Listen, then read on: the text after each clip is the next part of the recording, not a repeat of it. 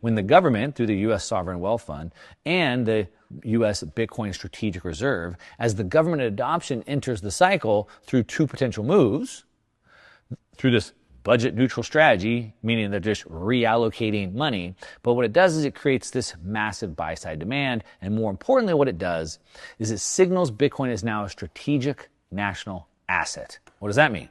Well, basically, when the U.S. signals full institutional backing of Bitcoin, it's not just the whales piling in anymore. Now it's pensions, it's endowments, it's corporations, it's other nations.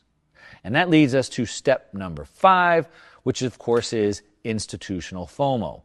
So we have now Wall Street. Let's just bring them in here and let's put them at the middle. Now we have institutional FOMO. Now we have created a system that allows them to be okay putting money in. With the government backing of this, they start piling in, which then continues to feed the flywheel. They buy more, they tap into Fitzgerald's debt. They get the debt, they bring more liquidity to market. The buying pushes the price up without bringing new supply to market, which then brings the valuation of Bitcoin up. Then companies like MicroStrategy or Strategy and Tether see the valuation of their holdings go up as well as their stock go up at the same time, and we have a perfect flywheel. The momentum attracts capital.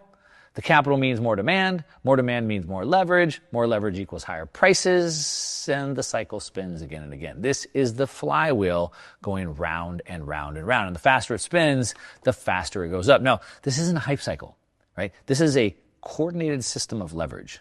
A coordinated system of leverage, legitimacy, and liquidity. That's why I'm calling this a Bitcoin flywheel machine, and it's already in motion. Now, let's talk about what this means for you.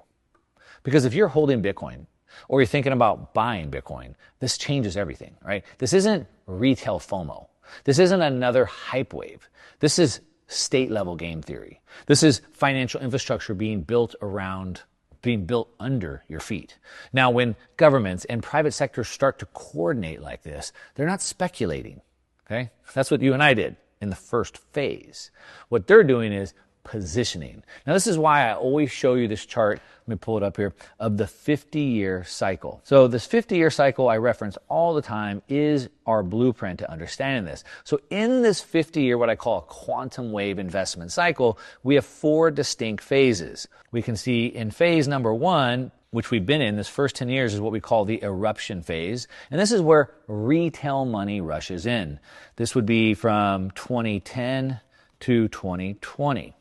Then from 2020 to 2030, we have what's called the frenzy phase. Now you can see from this green arrow, this is where we're at right here. It's important to understand this. Now, the reason why it's important to understand this is because these 4 distinct phases give us this blueprint, this roadmap of where we're at. If we look at it from another way, we can see this first part right here, again, was the retail eruption phase. So this is where you and I bought a bunch. We got to front run the governments. We saw the altcoin explosion. But right now, from 2020 to 2030, right in this big part of the move here is the institutional frenzy phase. This is where institutions, where the Wall Street institutions, where the governments, the sovereigns start to frenzy in. This is where the big money is made. And if you understand the playbook, you know how to invest through it. Now, this kind of coordinated leverage and demand, it doesn't lead to 20% gains.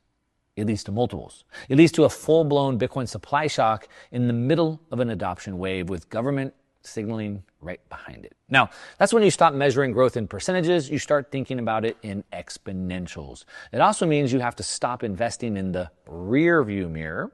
That means you have to stop thinking about the past. You have to stop thinking about how expensive things are based off of the past. So, yeah, but Bitcoin used to be 10 cents and $10 and $100 and $1,000. And yeah, that's in the past.